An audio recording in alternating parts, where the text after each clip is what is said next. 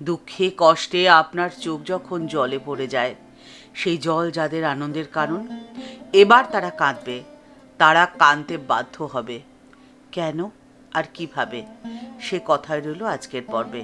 শ্রীমা সারদা দেবী বলছেন, ঠাকুর তিনি তো পূর্ণব্রহ্ম সনাতন, তন্ত্র মন্ত্র কিচ্ছুর প্রয়োজন নেই, ভক্তি সব মা, ঠাকুরের মাঝেই গুরু ইষ্ট সব তোমরা পাবে, উনি সব। ঠাকুর বলতেন, মলয়ের হাওয়া লাগলে যেসব গাছের সার আছে তারা চন্দন হয়। মলয় বয়ে গেছে, এবার সব চন্দন হবে, কেবল বাঁশ গাছ কলা গাছ ছাড়া। দেখো, বাঁশ গাছ শিমুল গাছ চন্দন গাছের কাছে থাকলে কি হবে? সারবান বৃক্ষ তো হওয়া চাই। আর ঠিক সেই জন্যেই আপনাকে সারবান বৃক্ষ হয়ে উঠতে হবে। আর যা হতে গেলে আপনাকে 3টি কাজ তো করতেই হবে। প্রথম, সঠিক সময় সঠিক সিদ্ধান্ত নিতে জানতে হবে। সেই সিদ্ধান্ত যতই কঠিন হোক না কেন, যতই কঠোর হোক না কেন, সেই সিদ্ধান্ত আপনাকে নিতেই হবে। যে সিদ্ধান্ত ঠিক করে দেবে আপনার ভবিষ্যৎ। আপনি যদি আত্মবিশ্বাসী হন, আর যদি জীবনের লক্ষ্য সম্পর্কে স্পষ্ট ধারণা আপনার মনে থাকে, তাহলে আপনি কখনোই ভুল সিদ্ধান্ত নিতে পারবেন না। আর সঠিক সিদ্ধান্ত নিতে আপনি কখনো ভয় পাবেন না বা পিছিয়েও আসবেন না। ঠাকুর শ্রী রামকৃষ্ণ পরমহংসদেব বারবার বলেছেন, জীবনের উদ্দেশ্য ভগবান লাভ। আপনি যদি আপনার উদ্দেশ্যে অবিচল থাকেন, তাহলে আপনার মনে এই স্থির বিশ্বাসটি আসবে যে আপনি তার ছত্রছায়ায় রয়েছেন, আর আপনার পক্ষে কোনো ভুল করা সম্ভবই নয়, কারণ আপনার করা ভুল তিনি আপনাকে যথাসময় শুধরে দেবেন।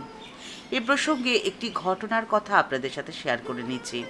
স্বামী অখণ্ডানন্দজি স্বামী ব্রহ্মানন্দজির সাথে ভক্ত বলরাম বসুর বাড়িতে কোঠারে ছিলেন। সেই সময়কার একটি মজার ঘটনা। স্বামী অখণ্ডানন্দজি সেখান থেকে ফিরে যেতে চাইছেন, আর যাতে ব্রহ্মানন্দজির কোনো সম্মতি নেই। স্বামী ব্রহ্মানন্দজি কিছুতেই রাজি ছিলেন না যে স্বামী অখণ্ডানন্দজি সেখান থেকে চলে যাক। কিন্তু স্বামীজি জেদ করলেন যে তিনি আর সেখানে থাকবেন না এবং সেই দিনই তিনি সেখান থেকে চলে যাবেন। তার জেদের জন্যে যাত্রার ব্যবস্থাও করা হলো এবং সেই মতো ট্রেনের টিকিটও কাটা হলো। গ্রামের বাড়ি, সেই গ্রামের বাড়ি থেকে রেল স্টেশনটি অনেকটা দূরে, প্রায় কয়েক মাইল। নির্ধারিত সময় অনুযায়ী স্বামী অখণ্ডানন্দজিকে নিয়ে পালকি স্টেশনের দিকে যাত্রা করল। কিন্তু বাহকেরা স্টেশনে না গিয়ে অন্ধকারে একই জায়গায় ঘুরপাক খেল সারা রাত ধরে। স্বামী অখণ্ডানন্দজি পালকিতে নিদ্রাচ্ছন্ন অবস্থায় রয়েছেন। তিনি বুঝতেও পারছেন না যে তিনি কি স্টেশনে আছেন নাকি রাস্তার মধ্যেই রয়েছেন।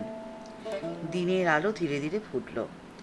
দিনের আলো ফুটার পরে তিনি দেখতে পেলেন যে তিনি যেখান থেকে যাত্রা শুরু করেছিলেন ঠিক সেখানেই রয়েছেন। আর তার সামনে দাঁড়িয়ে স্বামী ব্রহ্মানন্দজি বা রাখাল রাজা। তিনি স্বামী অখণ্ডানন্দজিকে অভ্যর্থনা জানাচ্ছেন তার ঘরে আসার জন্যে।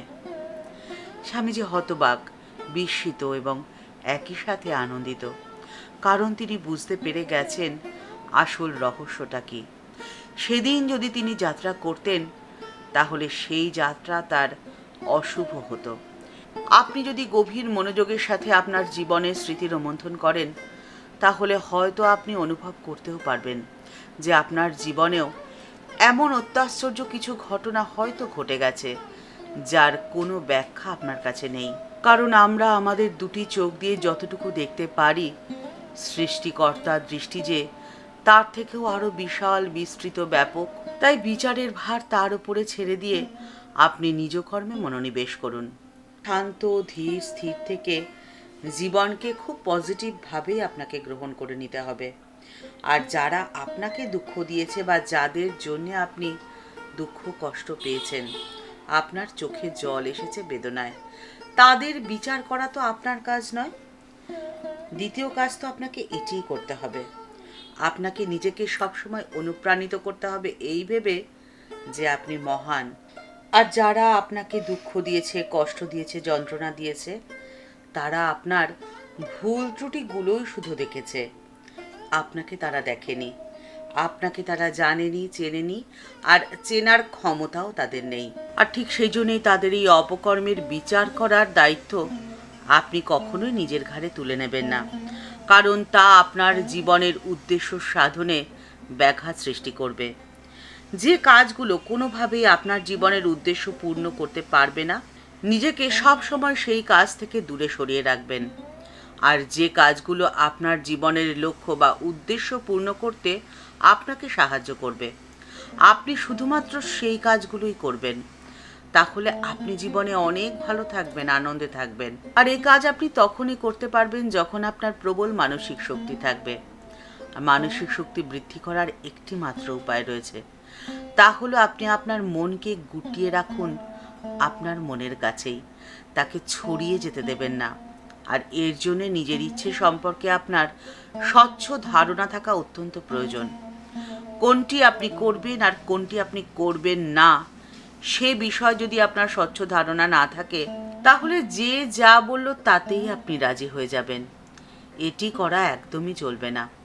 আর এটি করলে আপনার মন আরও বেশি ছড়িয়ে যাবে, যাকে আপনি গুটিয়ে কোনোভাবেই নিজের কাছে রাখতে পারবেন না।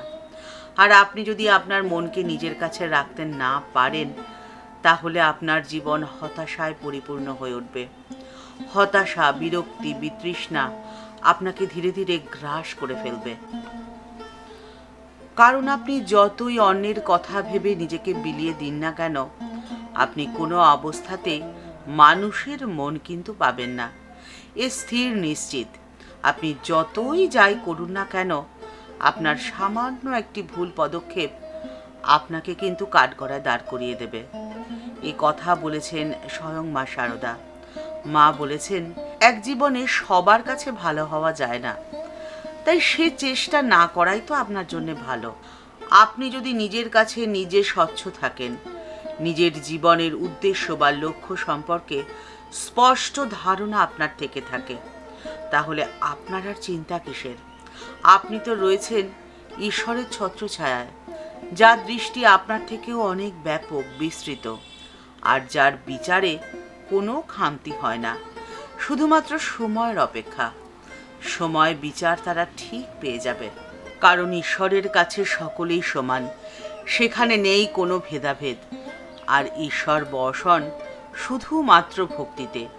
সততা আর ভক্তি, এই দুটোর মাধ্যমেই ঈশ্বরকে বশ করা সম্ভব। আর অন্য কোনো কিছুর বিনিময়ে তিনি বশ হন না। তাই আপনি নিশ্চিন্তেই থাকুন। যারা আপনাকে দুঃখ দিয়েছে, কষ্ট দিয়েছে, বা আপনার দুঃখ কষ্টে যারা আনন্দ পেয়েছে, তাদের সেই আনন্দ বেশি দিন টিকবে না। তাদের চোখও ভরে উঠবে জলে। আর এর বিচার করবেন স্বয়ং ঈশ্বর। ঠাকুর মা ও স্বামীজির চরণে প্রণাম জানিয়ে আজকের পর্ব এখানেই শেষ করছি। দেখা হচ্ছে পরের পর্বে। আজকের পর্বের উপস্থাপনা যদি আপনার ভালো লেগে থাকে, তাহলে লাইক বাটনটি প্রেস করে দেবেন। আপনি যদি এই চ্যানেলে নতুন এসে থাকেন, তাহলে চ্যানেলটি সাবস্ক্রাইব করে বেল বাটনটা ক্লিক করে দিয়ে অল বাটনটিতে ক্লিক করে দিন।